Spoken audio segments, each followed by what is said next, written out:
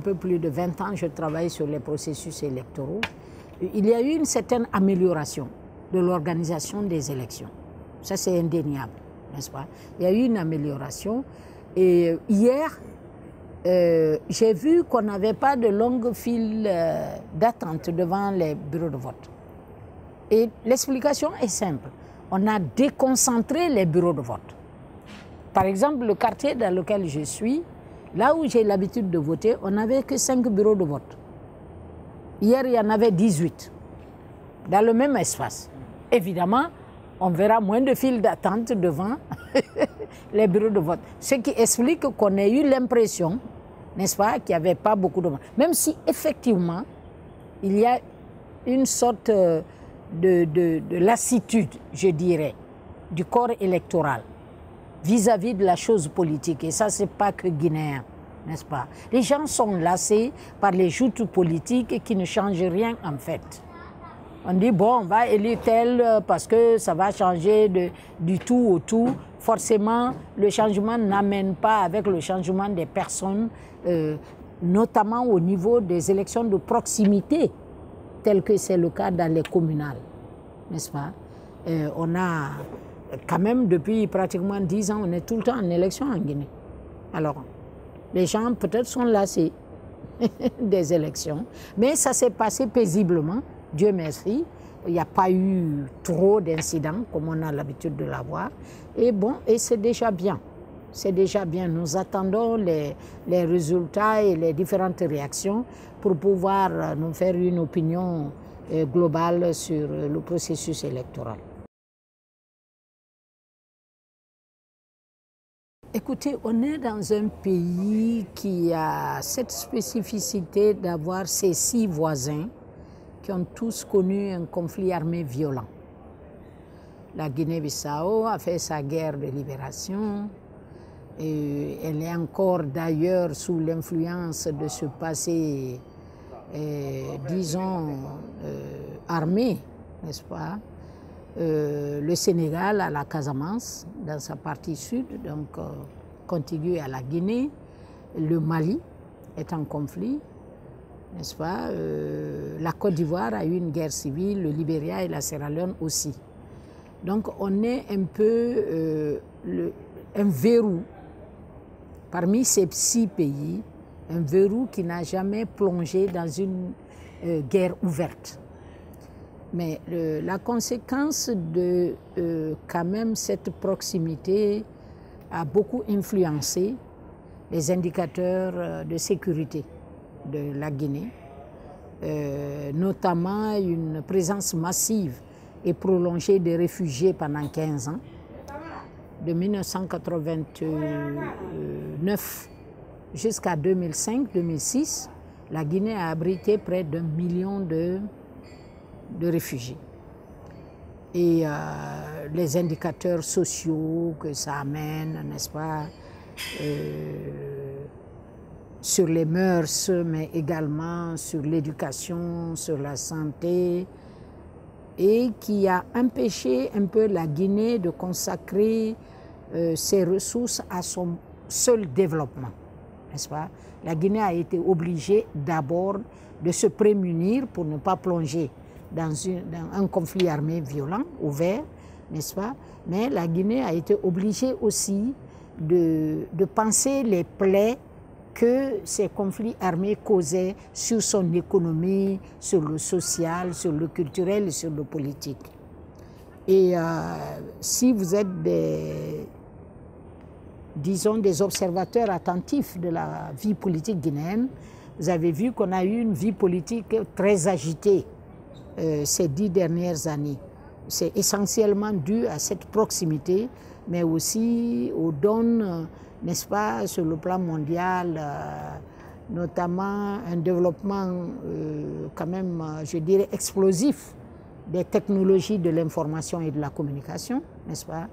Donc ce qui se passe partout dans le monde est presque instantanément vécu. Cela, on a une jeunesse qui représente une part importante de notre communauté. Et puis, ajouté à tout cela, nous sommes un pays à l'histoire singulière. La Guinée est indépendante depuis bientôt 60 ans. Sur les 60 ans, 25 ans ont été passés à lutter pour survivre. Et je pèse bien mes mots, n'est-ce pas? La première république de la Guinée, pendant 25 ans, essayait de survivre. Parce que la puissance coloniale n'a pas digéré, n'est-ce pas, la façon dont la Guinée s'est libérée du carcan colonial, n'est-ce pas, en utilisant, n'est-ce pas, les outils juridiques et réglementaires qui étaient ceux du colon, n'est-ce pas? Et je pense qu'on nous l'a fait payer, ou on a voulu nous faire payer, n'est-ce pas, cette décolonisation presque à l'amiable, douce, n'est-ce pas? Et pendant un quart de siècle, la Guinée s'est vue, n'est-ce pas, coincée, je dirais, dans un espace qui n'était pas vraiment très, très favorable. Et après la mort du président Sékou Touré, les militaires sont venus, ont remis en cause tout ce qui avait été fait sous la Première République, et donc nous avons reculé, n'est-ce pas, sur plusieurs plans. Donc ça a duré aussi un demi-siècle, un quart de siècle. Ça nous fait 50 ans donc de parti, n'est-ce pas? Disons, le développement, y compris au plan politique, y compris au plan économique, n'a pris une certaine envergure que depuis pratiquement la fin du cycle militaire chez nous, n'est-ce pas?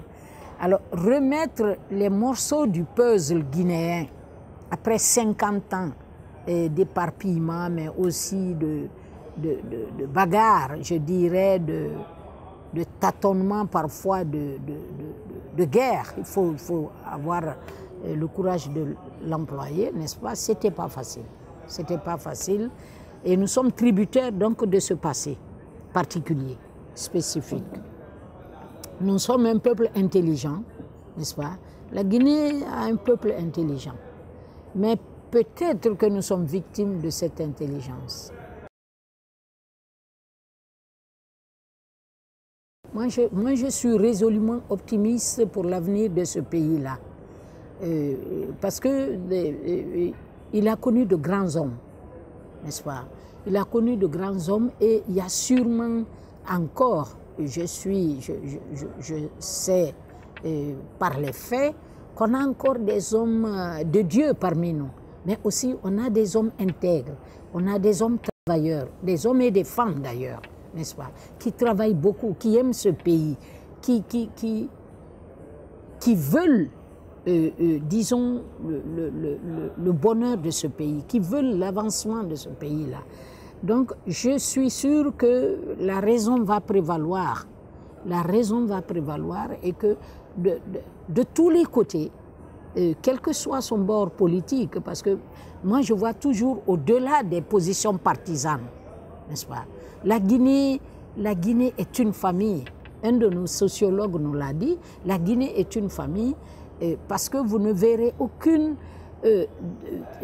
ethnie seule pouvoir s'en tirer, ni numériquement, ni culturellement, ni économiquement, ni politiquement. Donc, nous avons une mosaïque, n'est-ce pas, qui est disons, notre richesse. Notre diversité devrait être notre richesse. La parole ne suffit pas. Il faut parler, il faut dénoncer certains abus, certaines incohérences, n'est-ce pas? Mais j'aime à dire qu'on est respecté quand on est respectable.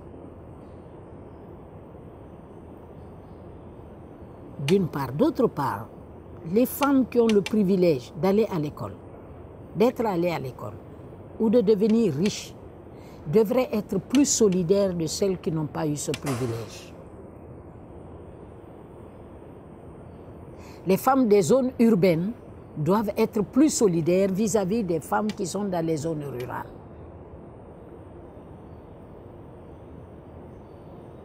Les femmes qui ont voyagé qui ont des éléments de comparaison, doivent être plus solidaires de celles qui n'ont pas eu l'opportunité de voyager et d'avoir des éléments de comparaison.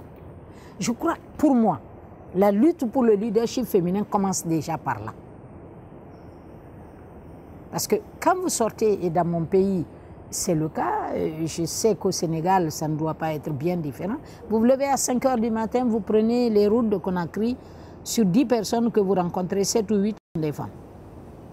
Ils sont obligés de se lever très tôt le matin parce que la stabilité de leur famille nucléaire repose sur leur travail.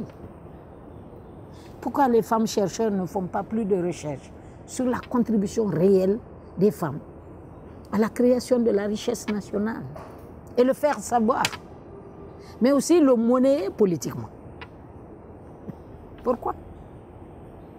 Mais parce que tout simplement, celles qui ont le privilège d'être allées à l'école, n'est-ce pas, sont contentes du confort dans lequel elles se trouvent. Elles veulent augmenter ce confort, n'est-ce pas? Et je pense qu'il faut plus d'efforts de leur part pour venir en aide, pour être plus solidaires avec celles qui n'ont pas eu cet avantage, mais aussi pour avoir une base politique et sociale. Pour avoir une base politique et sociale. Et travailler sur la question de l'éducation et de la formation. L'éducation, la formation, l'information, c'est le seul moyen pour les femmes, n'est-ce pas, d'occuper la place, toute la place. Je ne dis pas seulement la place, toute la place qui est la leur dans la société africaine.